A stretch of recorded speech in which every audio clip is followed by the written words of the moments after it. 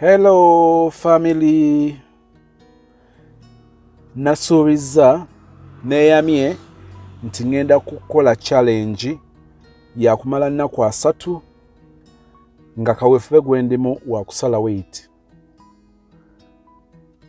Kati olwaleero sijja kubala nti leero lunaku lwakubiri, but of course leero lunaku nandibaze nti lwakubiri mu kuteekateeka okutandika okukola challenge ey'okusala omugejjo. Yesterday nakutegeezeza nti munansonyiwa oba ononsonyiwa. I am so weak to this challenge, but I promised myself to try it. Njagala okusala kilos naye nexenina kati mbadde sizimanyi, so I'm going to go somewhere. Yesterday walabye nga nalabye omusawo ne twogeramuuko nandaga ekyokukola n'okwepima seepima. Kati njala ogenda okwepima oba ngenda nagula minzaani yange. Do I have that money now? Njagula minzaani, weighing scale, to know the kilos I have at the moment. Then ndabe after the 30 days nabanga nina kgs mmeka. I am telling you, somehow, somewhere it is going to be boring, but I am just sharing the experience. Njagala okusala weight. Bwe nsalako kilo nga 10 nekyemanyi ninga mu kilo nga 8. Nze omusajja yalinga mu 60s eyo, kakati ndi mu kilo 8. Bwe ndowooza kubanga nze lunakoma okwepimako kati ndabika ngenda myezi 8 oba mwaka olukuva lwe neepimako nga myezi 8. Kakati njagala kukola ki? Genda neepime ebintu bibiri. Njagala genda kwepima manye kgs zenina.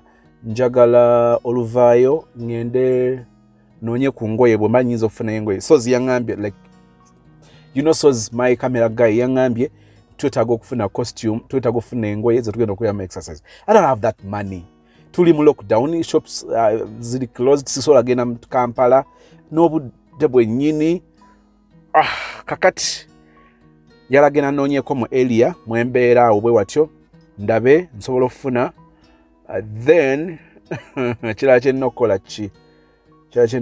ki?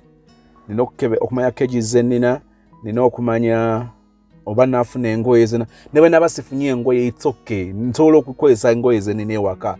I don't need to spend all that money in the first place. Naye tugenda kubanga tukola challenge eno. Bw'oba osobola okunegatako, osobola okunegatako nga obeera kitundu ku yo, like nawe okutekinga challenge. Osobola okunegatako nga just following olabe ddala bikola. I have read and read. I am good. Njagala nnyo okusoma. Bannange ensomye okusala weight. Kakati kiki ngenda okukola? Ngenda gezaako okunywa lita z'amazzi 3 buli lunaku. When I start, the video will be showing. Nja kuba nkulaga nti kati ntandise nsimbudde oba natandika enkya. I don't know. Naye kyengenda okukola, 1, njafunayoko omuguwa ogw'okubuuka kubanga gwo tegunkalubiriza. Njafunayoko omuguwa gw'okubuuka. Then nja kunywa amazzi lita 3 buli lunaku. Nkyanoonya bwe nnyinza okuteeka amazzi obutantama nga sofuka sisukaali gawomesa nedda oba bumintimiti obuntuntu obwo naye nkyabunoonyerezako kuba nino genda mu katale oba nagenda bbanda oba nakasero oba nakawa njawulaba kuba bwe butale obundi okumpi. Ekyo bwe kinaggwa ngambye ngenda kunywa amazzi ze lita 3 buli lunaku. Lita 3 buli lunaku okumala ennaku 3 twabazeemu ng'ezo lita 9. Amazzi gano nino gabalansinga, agamu ku makya gajja kubanga gabuguma bwe gatyo njageraageranya ekyo ne kibeera awo. Ku byo njagala okugezaako ku Daniel's Diet. Now Daniel's Diet is my show today. Nje njagala kutunuulizaako. For a long time nga bwe nagambye nti nze njagala nnyo okusoma. Obeera osoma n'ogwa ku kintu, maybe you're watching a video, you're listening to someone nayogera ku kintu, so enoga okay, let me try to look nkinoonyerezeeko. Kakati myaka mingi egiyise, kunduza myaka ng'ena 3 emabega nga nsomyeko ku kibayita Daniel's diet. For starters, Daniel, if you may be a Muslim, but it's very okay. This may sound new to you, but I want to put in the picture of what is Daniel's diet.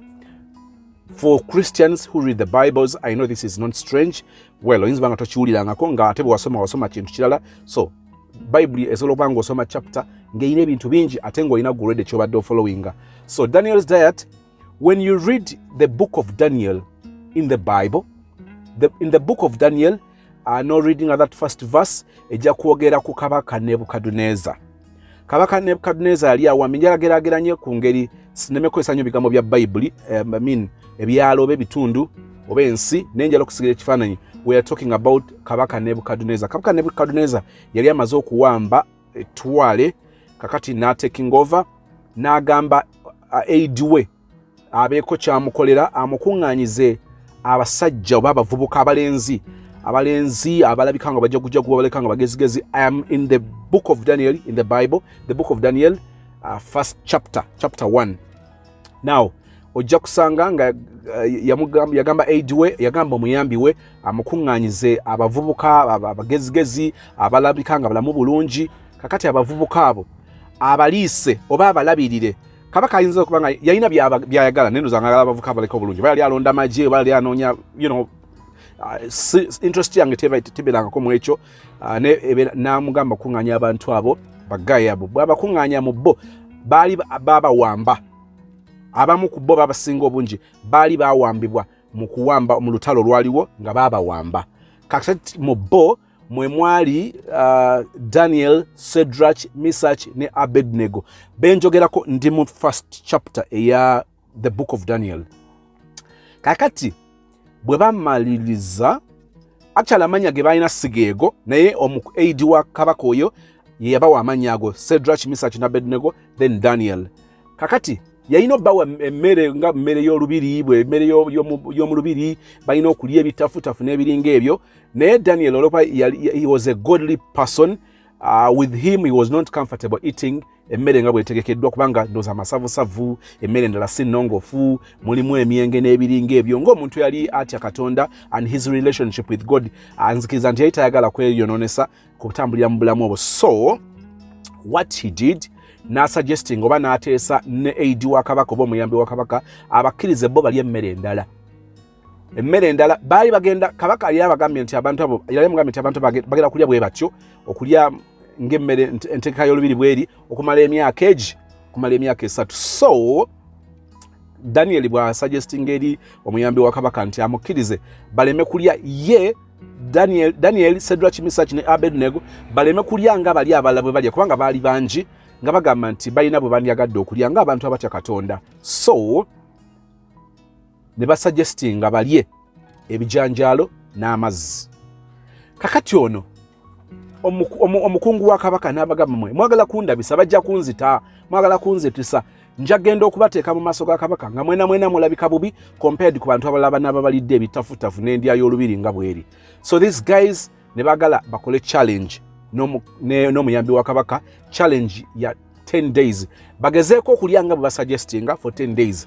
Bwe wanaabeerawo enjawulo mu ndabika yaabwe, then they will continue eating the same way nga bwe baagala, not omukungu wa kabaka nga bwe yali atesitese okusinziira ku kiragiro kya kabaka nga bwe kyali. So Guy n'ataking a challenge eya 10 days.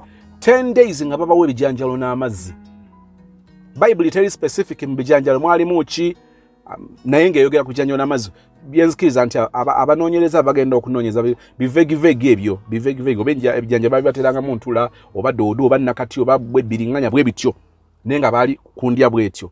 So after 10 days Guy agenda otunuulira abavubuka bano abana nga balabika bulungi. So completely n'asalawo bagende nga balya bwe bati, kubanga ku nkomerero after ebbanga ery'emyaka 3 bwe lyaggwako bagenda ogenda mu maaso ga kabaka. Kabaka amugezaako okwogera nabo. Listen, I am not here just to preach about the Bible, but I'm here nze nkutunuuliza my journey of taking a challenge okusala weight mu 30 days. Kabaka bwe bamala batwala mu maaso ga kabaka, they looked so different, like they were good, they looked handsome, like they were healthy, nga baleka bulungi bijimu biramu.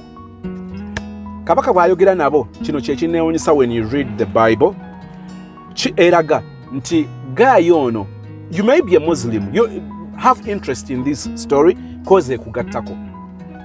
Bwe bayimirira mu maaso ga kabaka Nebukadneza nga balayika bulungi, ate mu kabanga ke yamala nga anyumyamuuko nabo ne balabika nga amagezi gaabwe, their reasoning capacity, okureasoninga kwabwe, okwogera amagezi mu entegeera mu bye boogera, ng'ekubisaamu eri abalala abasawo abakungu, not just this one inch, no, ng'ekubisaamu abantu abalala emirundi 10, emirundi 10. Omanyi kitegeeza Bayibuli bwegamba nti omuntu ono mu kutegeera kwe akubisaamu abalala emirundi 10. So ekyo ne kibaawo. So challenge yali ya first 10 days, beans and water. I want to try out that. In the 10th chapter of the same book, the book of Daniel in the Bible, eraga then kabaka yafuna ekiroto, of course, nakunganya abagezigezi okugezaako muyamba okuvunulira ekiroto kyali tategera makulu gaakyo, n'abawa task nti ayagala bamubuulira ekiroto n'amakulu gaakyo. Is that possible? Nti abantu abakungu be bamubuulire byaloose n'amakulu gaabyo nga tebeebase bombi, tebabadde bonna mu kiroto. Yagaana okubabuulira ekiroto ng'amanyi nti bajja kukola olukujjukujju okutaputataputa ekiroto mu ngeri yaabwe kifiitinge mu kabaka byaloose n'ebiringa ebyo. So n'abagamba, you guys nja batta, mugenda kuŋŋamba bino oba mwagala oba temwagala, tell me the dream and tell me the meaning of the dream. So among them then Daniel was called, n'asaba akkiriza aweebweyo ennaku agenda asabe Mukama ajja mubuulira ekiroto kabaka kyaloose n'amakulu gaakyo. So another challenge comes in. Daniel n'asaba okumala ennaku 21 nga alya n'okunywa amazzi, naye nga byalya si myenge, si bintu by'amasavu, nedda. So those are the 21 days, era results ezanvaamu zaali nnungi. Njagadde okuwa background eyabye njagala okukola. 1, njagala okunywa amazzi lita 3 buli lunaku okumala ennaku 3 za lita 9. Njagala okugezaako okwewala ebintu by'amasavu, omuli ennyama, zino chips, ebintu byonna ebirabika nga by'amasavu, njagala okubyewala. Si kyangu, njagala nnyo chips, njagala nnyo enkoko, siri muntu wa nnyama nnyo, ate ekirungi nti ndimu oluvegetarian olutonotono. Lwakuba nti vegetarian kiri expensive okulya obulungi ng'ogezaako okulya nga vegetarian bwalya. Naye njagala kigezaako ekinaaba kisobose. So ojja kulaba nnyo nga ngenda mu butale ebimu saagala na kubyinvolvinga mu baking. Njagadde kutekinga challenge yange nga muntu. Bw'eneemala tunagiconfirminga, maybe n'abalala babeera inspired ne bakwatibwako. So from here njagala kugenda noonye ku ngoye. From here njagala kugenda neepime kilos ndabe kgs nina mmeka. Byebyo. That is for today. Then ndabe oba enkya nsobola okutandika officially okeera ku makya okubuka omuguwa emirundi nga gijo nja kugiraba, okunywa amazzi agabuguma ku makya, then throughout the day kulaba nga nywa amazzi, then n'okulya ebintu nga ndi selective, ndabe ennaku 3 wezinaggwerako nja kuba ntandise nina kilo mmeka n'amalako nga nina kilos mmeka.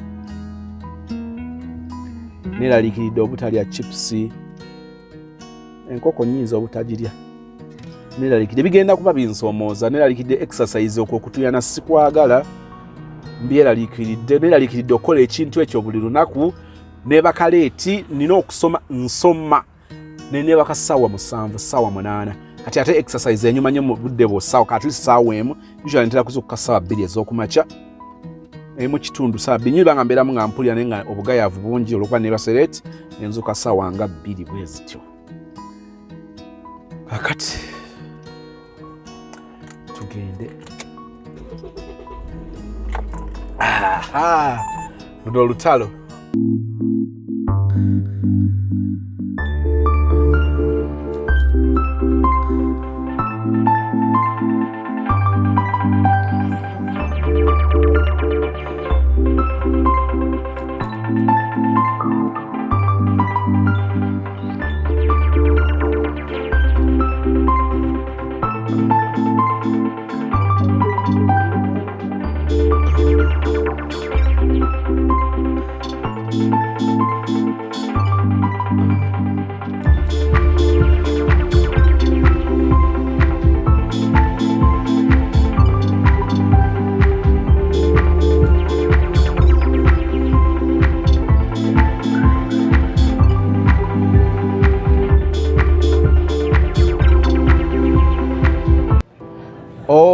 Okay.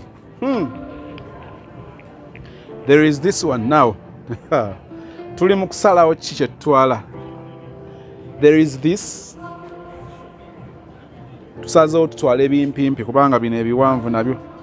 Tusala weight ate tweteekako weight. Eno colour ki? Eno red. Nze no ndi colour blind gwolaba. Eno njiraba kati eno ebada grey. Okay, eno grey njitegeera. This tetulina ssente tugenda soka twaleko ebisoboka tetugenda kubeera mu fashion show. Tusala just mubiri. Tewali kyamaanyi. Kandabe kano.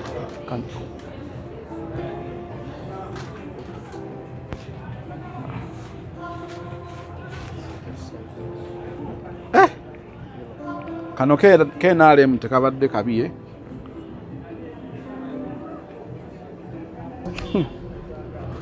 mwakaleeba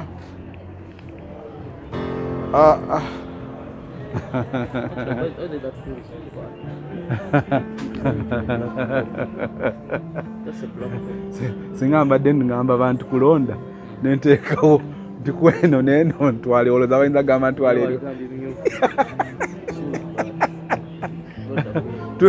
tutwale kale eno batutwale kale eno sofa eno wetwogerera nga ezitoye eno ezitoye eno ezitoye nti eno ezitoye n'atunda akkiriza mbu eno ezitoye ennyo annange ebbeeyi agamba this is mugamba njala piisi nga 8 so I should buy them at 35 mitwalo 3 oli ayinza okugamba mitwalo 3 nga sente ntono nnyo. This is Uganda. Mitwalo 3 mpeka ku mitwalo 3 naawe always yemune atagize kusuubula nti nsuubula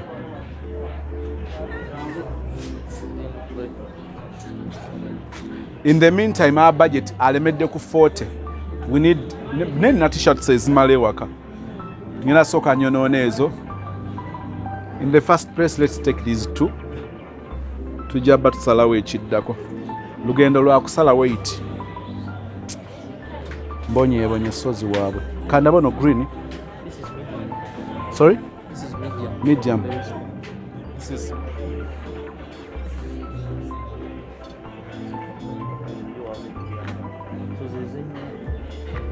oyina kandabe kuno banaye look those are luno lutalo simebwe na oba nalumalako bino byenje ne kino kiringa oba ekinene owulira this is soft yeah? Tuongere nga kali soft ko ogenda kukola duyiro nga hey L. Yes. But these ones are extra large. Kakat bannange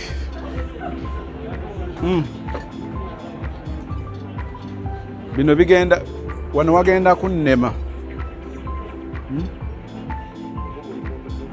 eguno mubiri mpya gukyali mugumu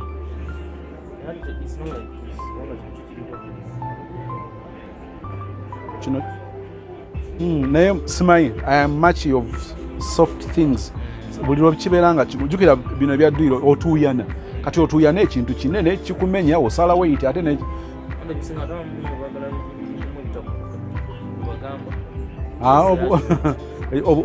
obugumu tebuva nnyo ku gundi tebuva kisobola banga kino kiri soft naye nga kiri gundi kale nyabo nawe gyoli ondabisa naawe naye kankulabisa omulaba otambula ozunga bibyo gwa kufaani webale kusiima mukwano kayirwa ke nayimbya akakunyumidde akobwomwe kikingonziruseeko wama tumalirize ogw'engoye ate eno kyokka ate kano akatono kali betako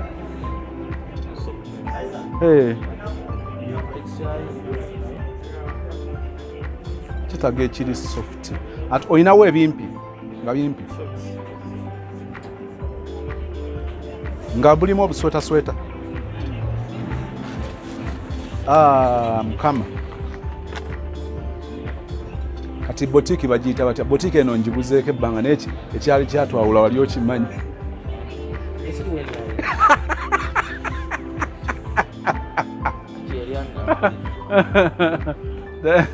you know, this boutique nalinga ngulamu ebintu yaki kye nasangawo yali maski saati okay yali maski nga ya NRM nengaba ne omusajja omuvubuka ono bwati I am not into politics today.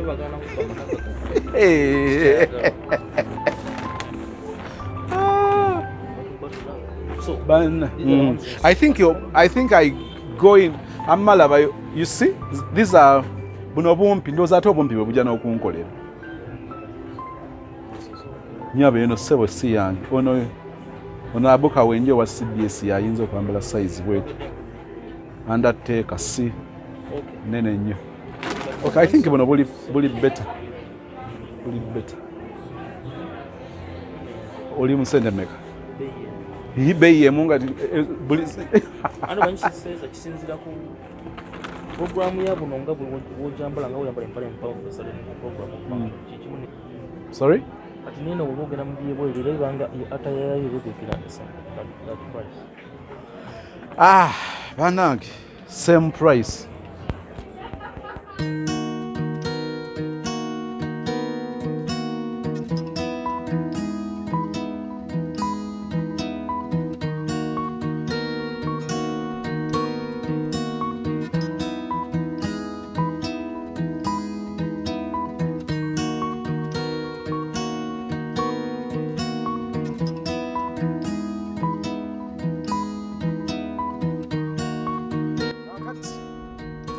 tuvuddeyo bana bino like oba nabisobola tuvuddeyo so engoye tuzijjeeyo nabagambe bino byeralikiridde nebuuza oba namalako naye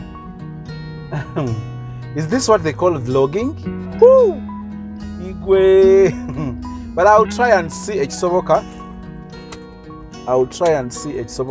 ekisooka njala taking a challenge eno ndabe nga njigusa empale I can't just spend money ku kino ogulembo ogula obuntu meka bwe naba nsobodde okugula buli 8 bwe naba sisobodde nja kuperekereza tuli mu lockdown sente ento so kitekijja kundya kakati maze ekyogula obupale nina olugezigezi nti newankubadde mbamu bya dduyiro njagala nyambala ennyume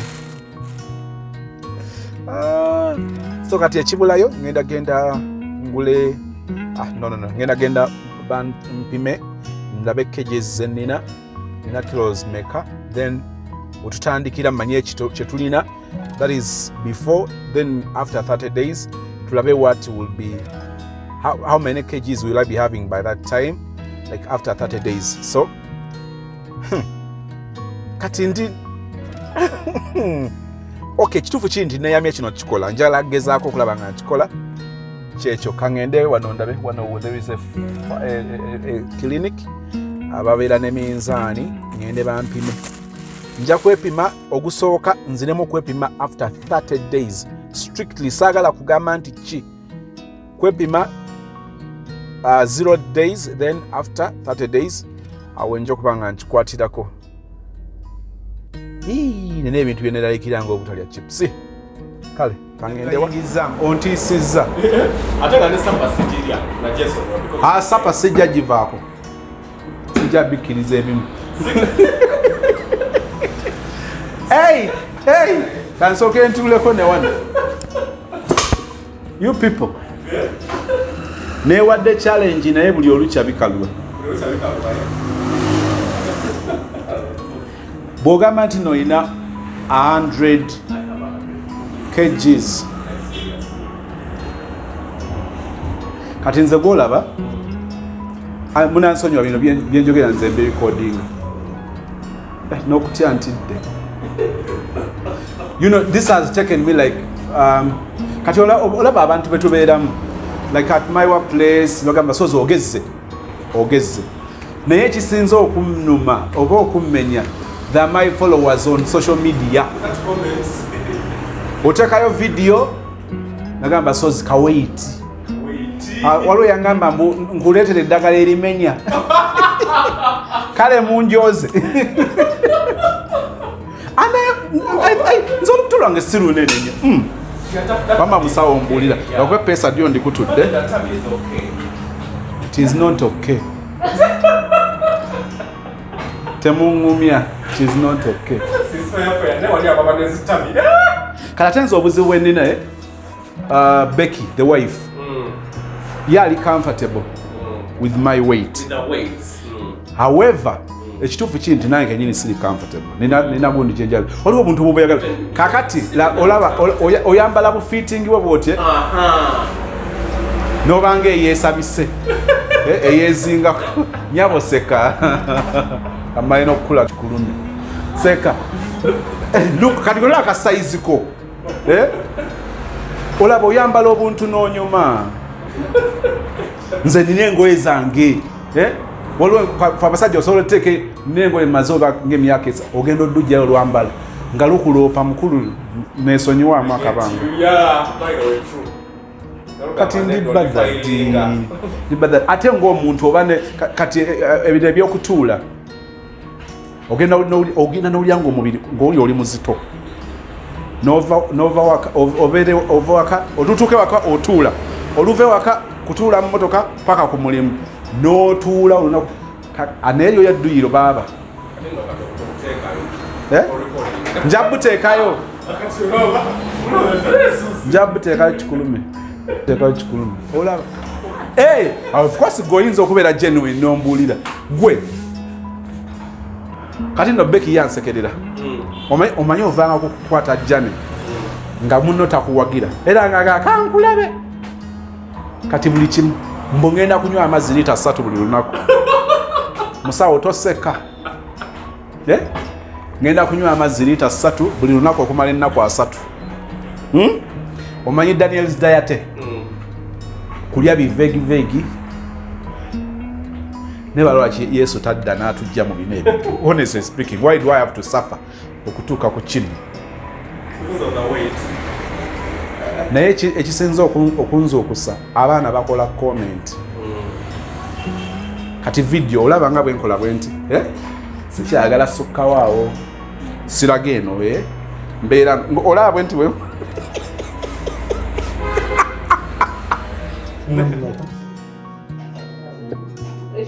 like you are bending, you're supposed to be straight. Don't bend. That's how to know, like 86. Yeah.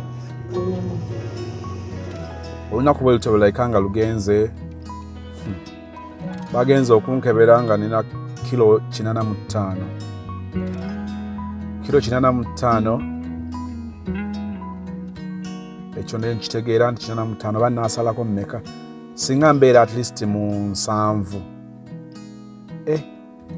ndyogolina kubeera mu 65 eyo bwe watyo naye kyonna singa mbeera nensalako bakegizi nga 10 ate singa 10 tinaasoboka tunaalaba ku nkomerero n'engoye tuzifunye ezinaatandikirwako so leka tugenda tutandika. Thank you so much for watching and be inspired. Bwe kinaaba kinkoledde bwe kinaaba tekinkoledde kijaba tekinkoledde nja kuba nscorinze that I didn't fail to try but I tried even when I failed. So I don't believe nti ngenda kutambulira mu kulemwa. Nsuubira nti ku nkomerero y'omwezi after 30 days nja kubanga wajja kubeerawo results. I strongly believe nti nteekwa okubeera ne results at the end of the 30 days. So thank you so much for watching and if you subscribed, thank you so much. If you subscribed, thank you so much. Our channel is strictly on love music. This is self-love, where I want to cut some weight and see another person of me when Nalinda Bieko. Thank you and bye-bye. Have a great day. Have a great night. Just know we love you. Thank you so much, Sozi. Okwasaganya bino byonna okulaba nga tubiteeka wano omuntu okusobola okubitegeera. Thank you. Have a great night. I love you.